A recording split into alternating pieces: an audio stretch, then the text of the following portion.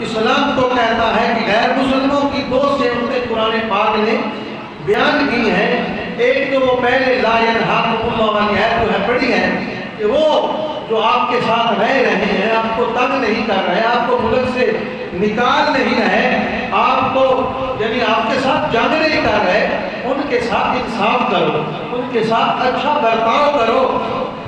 تو دوسری وہ چیز بیان فرمائی قرآن نے کہ وہ لوگ انما ینہاکم اللہ عن الذین قاتلوکم فی الدین وَأُخْرِجُوكُم مِّن دِيَارِكُمْ وَظَاهَرُوا عَلَىٰ إِخْرَاجِكُمْ أَن اللَّهُمَّ مَن يَتَوَلَّهُمْ فَأُولَٰئِكَ هُمُ الظَّالِمُونَ۔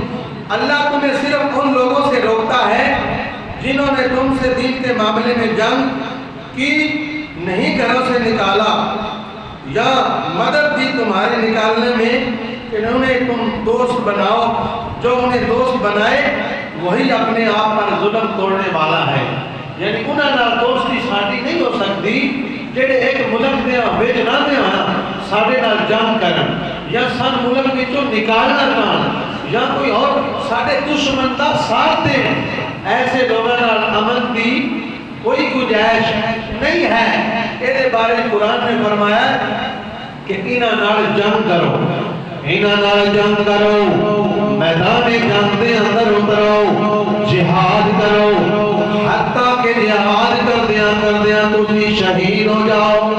شہید ہونا پڑے تو تاوی ہو جاؤ، لیکن پیچھا کنڈ پھیر کے ہٹنا نہیں ہے۔ یہ لوگ نے جس طرح اسرائیل ہے، جس طرح یہود و نصارہ مسلمانوں تے ظلم کر دے، انہاں نال جنگ لڑو تو پھر پیچھا نہ ہٹو۔